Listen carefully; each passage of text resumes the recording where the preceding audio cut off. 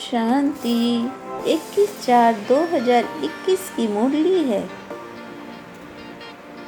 सीप में है मोती जैसे, मुरली एसेंस है बिल्कुल वैसे। होली हंस बन ज्ञान रतन, चूगना है ऐसे, तब बन पाएंगे हम बिल्कुल बाबा जैसे। बाबा ने कहा, तुम अभी सत्य बाप द्वारा सच्ची बातें सुन सोझरे में आए हो, तो तुम्हारा कर्तव्य है सबको अंधियारे से निकाल सोझरे में लाना। बाबा ने कहा है कि तुम जो मेरे द्वारा अभी अभी जो सच्ची बातें तुम्हें पता चली है कि तुम आत्मा हो और तुम्हें सोझरे में आए हो, मतलब एक रोशनी में आए हो, तुम्हें ज्ञान हुआ है, तो सबको तुम्हारा कर्तव्य बनता है कि सबको सोझरे में लाना, अंधियारे से निकाल कर। बाबा कहते हैं, जब तुम बच्चे किसी को ज्ञान सुनाते हो तो कौन सी एक बात जरूर याद रखो।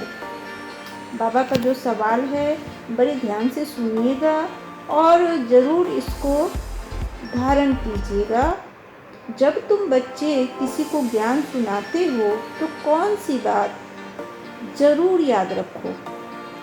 बाबा कहते हैं, मुख से बार बार बाबा बाबा कहते रहो, इससे अपनापन समाप्त हो जाएगा, वर्षा भी याद रहेगा। बाबा कहने से सर्वव्यापी का ज्ञान पहले से ही खत्म हो जाता है। अगर कोई कहे भगवान सर्वव्यापी है तो बोलो बाप सबके अंदर कैसे हो सकता है। आज का जो गीत है, आज अंधेरे में है इंसान, ओम शांति।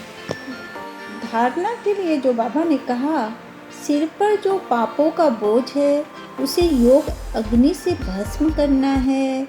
बुद्धि से देह सहित देह के सब संबंध छोड़ एक बाप को याद करना है।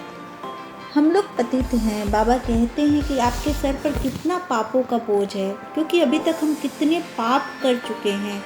अपनी ज़िंदगी में हम हमेशा गलतियां करते हैं, हम पतित बन गए हैं और उस पतित को समझिए हम पतित हैं और अपने पापों को योग अग्नि से भस्म करना है।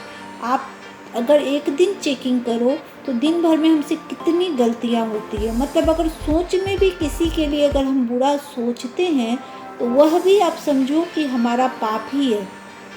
अगर वातावरण के विषय में कुछ सोचते हैं, मतलब है कि किस जरा भी माने रंच मात्र भी अगर हमारे अंदर व्यर्थ आता है तो वो बहुत बड़ा पाप है। तो बाबा कहते हैं कि योग की अग्नि से भस्म करना है। योग मतलब बाबा को याद करना है, या हमेशा याद की यात्रा करनी है, बाबा के प्यार में मग्न रहना है। जितना ज़्यादा योग करेंगे, जितना ज़्यादा बाबा को याद करेंगे तो आपके पाप भस्म होते चले जाएंगे। अब बाबा आगे कहते हैं कि अपनी बुद्धि से आपको समझ में आना चाहिए कि जो सच क्या है, बाबा कौन है और कौन हमें अपना बच्चा बनाता है। अगर आप समझेंगे कि वो बाप जो परमपिता परमेश्वर है, भगवान है, वो जो हमें अपना बच्चा बनाता है, हमें इतने अच्छे अच्छे सम्मान देता है, हमें इतना प्यार करता है, हमें इतना ज़्यादा याद करता है, हमें भी उन्हें ही याद करना है, उन्हें ही प्यार करना है। तभी हमारे जो पाप हैं वो खत्म होंगे। बाबा कहते हैं कि बुद्धि से समझो कि तुम आत्मा हो, इस धरती पर पाठ बजा रहे हो। आप अगर ये समझ जाएंगे तो देह से रिलेटेड जितने भी संबंध है, देह से रिलेटेड जितने भी हमारे व्यर्थ हैं, वो सब खत्म हो जाएगा। क्योंकि हम देह भान में आकर इतनी गलतियां करते हैं, इतना सब कुछ जंजाल फैलाए हुए हैं, सारे जंजाल हमारे खत्म हो जाएंगे, हमें बहुत सुख मिलेगा। अगर बाप को याद करेंगे तो शांति और खुशी तो मानो कि मुफ्त में मिल जाएगी, इतना जीवन सुखमय हो जाएगा। दूसरा जो धारणा बाबा ने बताया, पुकारने वो चिल्लाने की बजाय अपने शांत स्वधर्म में स्थित रहना है। शांति गले का हार है। देह अभिमान में आकर मैं और मेरा शब्द नहीं कहना है, स्वयं को आत्मा निश्चय करना है। बाबा कहते हैं अभी तक हम क्या करते आए हैं, पुकारते तो आए हैं, भक्त बनकर मंदिरों में पुकारते रहे हैं, गुहार करते रहे हैं, घंटी बजाते रहे हैं, चिल्लाते रहे हैं, बड़े बड़े समझो की पूजा करते रहे हैं, पाठ करते रहे हैं, पंडितों को बुलाते रहे हैं, ये सब क्या करते ही रहे हैं, लेकिन इस कहाँ हमें शांति मिली है। शांत अगर होना है तो अपने स्वधर्म में स्थित रहो, मतलब ज्ञान में स्थिर रहो, क्योंकि बाबा भक्ति मार्ग को कहते हैं कि भक्ति मार्ग चला गया, अब ज्ञान मार्ग आया है। ज्ञान में रहेंगे तो शांति भी मिलेगी, खुशी में भी मिलेगी। तो आपका जो स्वधर्म है वो शांति है, आपके अंदर का जो स्वधर्म है वो शांति है, और शांति तभी आएगी जब आप बाबा को याद करेंगे। तो शांति को अपने गले का हार बनाना है, हमेशा सोचना है मैं शांत स्वरूप आत्मा हूँ, मैं परमात्मा की संतान हूँ। अगर आप शांति हमेशा अनुभव करेंगे, अपने मस्तक पर आप सोचेंगे कि मस्तक पर जो विराजमान है, भ्रिकुटी के बीच में एक चमकता हुआ सितारा, तो वो आत्मा है। अगर ऐसा सोचेंगे तो आपका जो देह अभिमान है वो खत्म हो जाएगा, मैं और मेरा जो शब्द है वह भी खत्म हो जाएगा, क्योंकि हमारा मैं और मेरा से ही पूरा जंजाल फैला हुआ है। मैं ये, मैं वो, मैं ऐसे, मैं वो ऐसे, हम लोग दिन रात में अगर आप कभी गौर करो तो मुझे लगता है कि 1000 बार हम ज़रूर मैं बोलते होंगे और मेरा शब्द यूज करते होंगे, क्योंकि ये मेरा घर है, मेरे बच्चे, मेरा जॉब, मेरा ये, मेरा शरीर, मेरा सब कुछ। मतलब कहने का मतलब है बाबा ये मैं और मेरा जिसके कारण देह भान आता है उसको ख़त्म करना है, क्योंकि मैं और मेरा ही सारे जंजाल की जड़ है। इसी से दुख आते हैं, इसी से कष्ट आता है, इसी से माया आती है, इसी से व्यर्थ आता है, इसी से बीमारियाँ आती है, सब कुछ मैं और मेरे पन से ही आती है। अगर आप अपने को आत्मा निश्चय कर लेते हो, जैसे ही आत्मा निश्चय करते हो वैसे ही परमात्मा से कनेक्शन होता है और सारा व्यर्थ खत्म हो जाता है। तो हमेशा ये सोचे कि मैं आत्मा इस दुनिया में ड्रामा करने आई हूँ, एक एक्टर हूँ, मेरा पार्ट ख़त्म होगा और मैं परम धाम को चली जाऊँगी। मैं परमात्मा बिंदु की संतान आत्मा हूँ। तो बाबा ने आज जो वरदान दिया है वह वरदान है अपनी श्रेष्ठ स्थिति द्वारा माया को स्वयं के आगे झुकाने वाले हाईएस्ट पद के अधिकारी भव। माने कितना बड़ा वरदान दिया है। सारा खेल तो माया का ही है। हमारा 99% जीवन माया के वश में बीत जाता है। हम दिन रात माया के ही बस में रहकर दुख झेलते हैं। आज इतने डिप्रेशन के जो मरीज हो रहे हैं, आज एंजाइटी समझिए बहुत मेन पॉइंट हो गया है एंजाइटी। उस पर से कोविड का जो भय है, लोग एंजाइटी से मरे जा रहे हैं। ये सब क्या है? माया ही है। माया के कारण हमारे इतने दुख हम सह रहे हैं, इतने दुख सह रहे हैं। तो बाबा ने वरदान दे दिया है कि अपनी स्थिति श्रेष्ठ करो, बाप को याद करो, मुरली सुनो और राज योगा मेडिटेशन करो और आपकी स्थिति श्रेष्ठ कर लो, क्योंकि तभी स्थिति श्रेष्ठ हो सकती है जब हम साइलेंस में जाएंगे। साइलेंस की बहुत शक्ति है। अगर साइलेंस में बैठेंगे तभी बाबा को हम अपने करीब महसूस कर पाएंगे, दिल में बिठा पाएंगे और हम अपने आप को माया के चंगुल से बचा पाएंगे। बाबा ने पीछे किसी मूल्य में कहा था कि माया तो कागज पे बना हुआ एक शेर है और तुम शेर से डर जाते हो। मतलब है कि कितने हम कमज़ोर हो जाते हैं माया के वश में आकर कि कागज पर बने शेर से हम डर जाते हैं। तो अब बाबा कहते हैं कि आप हाईएस्ट पद के अधिकारी भव, अपनी श्रेष्ठ स्थिति द्वारा माया को स्वयं के आगे झुकाने वाले हाईएस्ट पद के अधिकारी भव। माने कितना बड़ा सोमान है। अगर यह सोमान जीवन में धारण कर लिया तो कभी भी कष्ट नहीं होगा, हमेशा खुशी गले का हार बनकर रहेगी। जैसे महान आत्माएं कभी किसी के आगे झुकती नहीं है, उनके आगे सभी झुकते हैं। महान आत्माओं के आगे कौन झुकता है? सभी आत्माएं झुकती है। वह कभी किसी के आगे झुकते हैं? तो बाबा कहते हैं कि आप भी महान आत्माएं हैं, उस परमात्मा की संतान हैं। आपको किसी के आगे नहीं झुकना है, माया के आगे तो बिल्कुल भी नहीं। आपको सिर्फ परमात्मा के आगे झुकना है। आप मेरे बच्चे हो, कितने महान हो आप। बाप ऐसे ऐसे सम्मान देते हैं, इतना प्यार करते हैं, और आप माया के आगे कैसे झुक सकते हो? ऐसे आप बाप की चुनी हुई सर्वश्रेष्ठ आत्माएं कहाँ भी कोई भी परिस्थिति में वह माया के भिन्न भिन्न आकर्षण करने वाले रूपों में अपने को झुका नहीं सकती। बाबा कहते हैं कि आप बाप के द्वारा चुनी हुई श्रेष्ठ आत्मा हैं। आपको कोई भी परिस्थिति, माया का कोई भी रूप, कोई भी आकर्षण आपको झुका नहीं सकता है, किसी भी हालात में झुका नहीं सकता है, क्योंकि आपको बाप की याद में रहना है, क्योंकि बाप आपको प्यार करता है। बाप आपको मुरली के द्वारा सम्मान देता है। अपनी स्थिति को श्रेष्ठ बना के रखना है।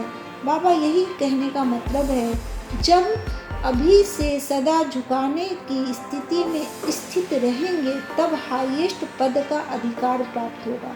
मतलब अभी से इतना योग करना है, इतना योग करना है, इतनी ज़्यादा बाबा को याद करना है कि माया को झुकाना ही है। अगर मन में तय कर लेंगे कि माया को झुकाना ही है, यही नियति है, तभी हम हाईएस्ट पद को प्राप्त कर पाएंगे।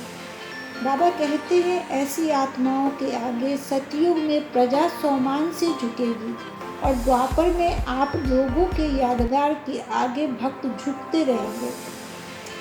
यहाँ बाबा 5 स्वरूपों का याद दिला रहे हैं, क्योंकि हमेशा बाबा कहते हैं जब भी योग करें अपने 5 स्वरूपों का जरूर स्मरण करें, क्योंकि हम कभी देवता थे, उससे भी पहले हम विष्णु समान थे, कृष्ण समान थे। अगर सतयुग में हम राजा हैं, हमारे रजाई पद हमें प्राप्त होगा।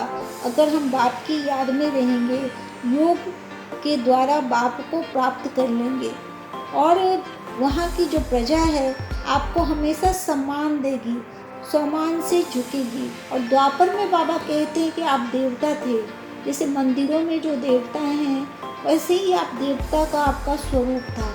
तो देवता बनकर आपको सर्व कल्याण करना है।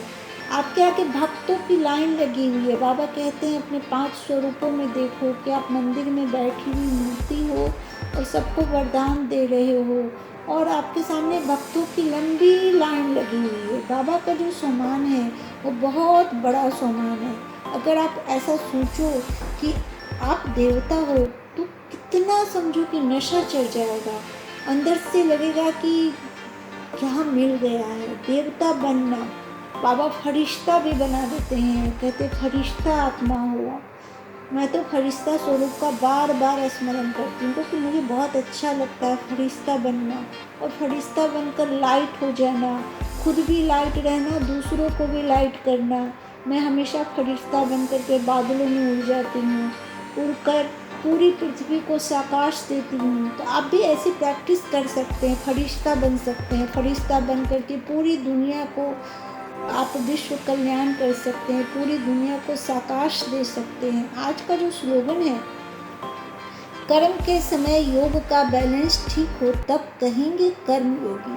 मतलब कोई भी कर्म करते समय अगर हमारे दिमाग में ये रहे कि मैं उस परम पिता परमेश्वर की संतान हूँ, मेरे पिता भगवान हैं जो पूरी दुनिया के मालिक है, ऐसी स्थिति में कर्म और योग का बैलेंस रहेगा। अगर हम बाप को बिना याद किए हुए कोई भी कर्म करेंगे तो वह विकर्म हो जाएगा, अश्रेष्ठ भी नहीं होगा। हम क्यों हारते हैं? क्योंकि हमें अपनी स्थिति का ज्ञान नहीं होता। अगर हमें अपनी स्थिति का ज्ञान रहे कि हम परमात्मा की संतान हैं, महान आत्मा हैं, हम स्वराज अधिकारी हैं, बाबा ने हमें इतने सम्मान दिए हैं, हम बेगमपुर के बादशाह हैं, मतलब है कि बाबा ने जो इतने सम्मान दिए उन सम्मानों की याद रहेगी बाबा की याद रहेगी, तो क्या कभी भी कोई कर्म हमसे गलत हो सकता है? सफलताएं कभी भी हमसे हार नहीं सकती। सफलताएं हमें मिलनी ही मिलनी है। बाबा कहते हैं कि ऐसी आत्माएं ही कर्म योगी होती है। हमें सफलता प्राप्त होना ही होना है। हमें सफलताएं मिलनी ही मिलनी है अगर हम कर्म को और योग का दोनों का बैलेंस रखेंगे, बाबा को याद करते जाएंगे और कर्म करते जाएंगे, तो हमें प्रसिद्धि मिलनी ही मिलनी है। हर काम में सफलता मिलनी ही मिलनी है। और बाबा का कहना है, आज का जो शुभ विचार के विषय में, मुख से कड़वे वचन निकालने के बजाय सदैव ज्ञान रत्न ही निकालो, मधुरता संपन्न व्यवहार करो। हम लोग छोटी सी बात होती है, मुख से कुछ भी निकाल देते हैं, हम गुस्सा करने लगते हैं, हम किसी को कुछ भी बोल देते हैं, कड़वे वचन बोलने लगते हैं। यह हमें नहीं करना चाहिए। मैं भी कभी कभी सोचती हूँ कि मुझसे भी ऐसी गलतियाँ हो जाती है, क्योंकि जब हमारे अंदर ज्ञान की कमी होती है, धारणा की कमी होती है, जब बाबा की याद दिल से निकल जाती है, तभी मुख से कड़वे वचन निकलते हैं। तो बाबा कहते हैं कि ज्ञान को इतना धारण कर लो, अमृत बना के अपने शरीर के कण कण में बसा लो कि भूल से भी कड़वे वचन मुँह से न निकले। कोई कैसा भी व्यवहार करे, कैसा भी व्यवहार करे, लेकिन आपके मुंह से कड़वे वचन नहीं निकलने हैं। सिर्फ मुख से ही नहीं, आपकी सोच से भी कड़वे वचन नहीं होने चाहिए, क्योंकि अगर आप ऐसा करते हैं तो पाप के भागी बनते हैं, आपको पाप चढ़ता है और आप पतित बनते चले जाते हैं। तो आपको अगर सतयुग में आना है, अपने जीवन को स्वर्ग बनाना है, तो भूल से भी किसी को कड़वे वचन नहीं बोलना है, मधुरता संपन्न व्यवहार करना है, एकदम मधुर बनना है। हम कैसे कहते हैं, मेरा मीठा बाबा, मेरा प्यारा बाबा। अगर भगवान इतना मीठा हो सकता है तो हम क्यों नहीं मीठे हो सकते हैं? क्या कभी मुरली में बाबा ने कभी भी कड़वे वचन कहे हैं अपने बच्चों को? आप याद करो कि बाबा कितने मीठे वचन बोलता है। हम कितनी भी गलतियाँ करते हैं, बाबा मीठे वचन ही बोलता है, कभी कड़वे शब्द यूज नहीं करता। तो क्या हम कड़वे शब्द यूज करें? कभी भी नहीं करना है हमें कड़वे शब्द यूज। अपने आप को चेक करना है, चेकर बनना है। अगर हम यूज करते हैं तो उसे हमें छोड़ना है। हमें अपने आप को चेक करना है, सॉरी बोलना है बाबा से, फिर खुद को चेक करते हुए हमें मीठा बनना है, मिश्री की तरह घुल जाना है, लोगों के दिल में घुल जाना है, वाणी से घुल जाना है। कहते हैं कि वाणी का प्रयोग ही इंसान को ऊंचा बनाता है और वाणी का प्रयोग ही इंसान को बहुत नीचे ले जाता है। इसलिए सही समय से सही शब्द यूज करने चाहिए और बहुत मीठी वाणी बोलनी चाहिए। कहा भी जाता है, ऐसी वाणी बोलिए, मन का आपा खोए, औरों को शीतल करे, आप भी शीतल होए। क्योंकि जब आप मीठी वाणी बोलते हैं तो सबसे पहले आपका मन शीतल होता है। कड़वी वाणी बोलते हैं तो सबसे पहले आपका मन दुखी होता है, आप कष्ट में होते हैं। आप भी ऐसा अनुभव जरूर करते होंगे। तो हमेशा मधुर बने रहें। सोमान है, आज का जो सोमान बाबा ने दिया है, मैं आत्मा कर्म योगी हूँ। कर्म योग का बाबा ने पहले ही अर्थ समझाया है कि कर्म योगी तभी बनेंगे जब याद में रहकर कोई भी कर्म करेंगे, और हर कर्म हमें श्रेष्ठ करना है। कोई भी कर्म ऐसा नहीं होना चाहिए जो विकर्म हो। बहुत ध्यान देना है, बहुत मेहनत करनी है। मैं देखती हूँ ना कि कितनी मेहनत लगती है। जो माया है वो बार बार आ जाती है, दिन भर मेहनत करते रहो, लेकिन कब अचानक से कुछ ऐसी बात हो जाती है कि माया आकर आक्रमण कर देती है और आपकी स्थिति को बिगाड़ देती है। तो बहुत ज़्यादा मेहनत करनी है, बहुत अटेंशन रखना है। अगर अटेंशन रखेंगे तभी टेंशन से दूर रह पाएंगे। आज का जो अव्यक्त इशारा है जो बाबा ने दिया है, जो बाप के साथी हैं, सच्चे हैं, तो कैसी भी हालात में बाप दादा दाल रोटी जरूर खिलाएगा। कितनी बड़ी बात कहा है बाबा ने कि अगर बाबा के सच्चे साथी हैं, बाप को सच्चे रूप से अपने साथ रखा हुआ है, तो कोई भी सिचुएशन आ जाए, कैसी भी परिस्थिति आ जाए, बाबा जो आपके बाप हैं, जो आपके दादा हैं, वो कभी भी आपको दाल रोटी ज़रूर खिलाएंगे। बाबा तो ये भी कहते हैं कि दाल रोटी ही नहीं, मैं सब्जी भी खिलाऊंगा, लेकिन मुझ पर भरोसा होना चाहिए। अगर भरोसा नहीं होगा तो फिर हम कैसे खा सकते हैं दाल रोटी सब्जी? दाल रोटी सब्जी का मतलब सिर्फ हम लौकिक जगत की दाल रोटी सब्जी पे न कर सोचें, क्योंकि दाल रोटी सब्जी खाने से पेट भरता है, लेकिन मन का जो भोजन होता है, मन का क्या भोजन होता है? मन का भोजन शांति और खुशी होती है। तो बाबा कहते हैं कि अगर मेरे साथ संगत में रहोगे तो मन का भोजन और तन का भोजन दोनों मिलेगा।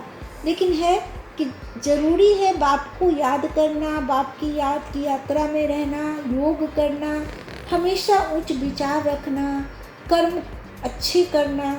बाबा बहुत ज़्यादा ध्यान, हर मुरली में बाबा कहते हैं अटेंशन रखो, अटेंशन रखो, अटेंशन रखो। और हम बच्चे इतने बेवकूफ़ हैं कि बार बार टेंशन में आ जाते हैं, अटेंशन रखने की बजाय टेंशन में आ जाते हैं। तो अपने हर कर्म को चेक करना है और उसको ठीक करना है। बाबा ने आज का जो योग अभ्यास दिया है वह है मैं निर्भय आत्मा हूँ। मतलब निर्भय का मतलब किसी भी चीज़ का डर नहीं। ये तो बहुत ही साधारण शब्द है, लेकिन इस शब्द का बहुत विशाल अर्थ है। हमारे जीवन में डर समाया हुआ है। आज की जो परिस्थिति है, सिचुएशन है, हम कितना डर रहे हैं, बाहर नहीं निकल रहे हैं, हमें लगता है कि कहीं हमें भी ना हो जाए। और हर चीज़ में डर है, कभी पैसे खोने का डर है, तो कभी अपने किसी सगे संबंधी का खोने का डर है, तो कभी अपना शरीर का जो हेल्थ है उसको खोने का डर है, कभी मन की स्थिति को खोने का डर है। माने डर में हम जी रहे हैं, डर ही हमारा जीवन हो गया है। तो बाबा कहते हैं कि आप हमेशा निडर रहो। और बाबा ने कहा है कि इसके लिए योग अभ्यास करो कि मैं निर्भय आत्मा हूँ, हमेशा डर से दूर रहने वाली निर्भय आत्मा हूँ मैं। तो हम योग अभ्यास करेंगे। मैं आत्मा परम धाम में कालों के काल महाकाल शिव बाबा के सानिध्य में हूँ। शिव बाबा से सर्व शक्तियों की रंग बिरंगी किरणें मुझ आत्मा में समा रही है और मैं अत्यंत शक्तिशाली होकर अचल, अडोल और निर्भय बन रही हूँ। अब मैं आत्मा इस साकार देह में प्रवेश कर रही हूँ। मेरे चारों ओर दिव्य शक्तियों की किरणें फैल रही है। मैं स्वयं को लाइट के कार्य में देख रही हूँ। मेरे संपर्क में आने वाली पतित अथवा विकारी आत्माओं को मुझसे लाइट का साक्षात्कार हो रहा है। तो इस तरह से योग का अभ्यास करेंगे। आप लाइनों को नोट कर सकते हैं। नोट करने के बाद ध्यान मुद्रा में बैठ करके आप बाबा से योग लगाएंगे। अमृत वेले अपने को निर्भय बनाने के लिए इस योग का अभ्यास करेंगे। तो आज का जो चिंतन है वह है मैंने अपने जीवन में पवित्रता की संपूर्ण धारणा की है और शरीरी स्थिति का अनुभव कितना सहज लगता है। मतलब है कि अगर आपने अपने जीवन में पवित्रता की क्या संपूर्ण धारणा की है, इस पर अपना चिंतन करना है और चेकिंग करनी है। और साथ में यह भी चेकिंग करनी है कि अशरीरी स्थिति का कितना अनुभव आप करते हैं दिन भर में, आपके लिए कितना सहज है। ऐसा तो नहीं है कि आप अशरीरी स्थिति का जब अनुभव करते हैं तो भारीपन आ जाता है। तो अनुभव करना है अशरीरी स्थिति का, बार बार करना है और अपने आप को पवित्र बनाने की कोशिश करनी है। और बाबा कहते हैं स्वयं को लाइट के कार्य में अनुभव करते हो। बाबा क्वेश्चन कर रहे हैं कि आप आपको लाइट के कार्य में खुद को अनुभव करना है। निर्भयता की शक्ति द्वारा पवित्रता का प्रकाश फैलाना है।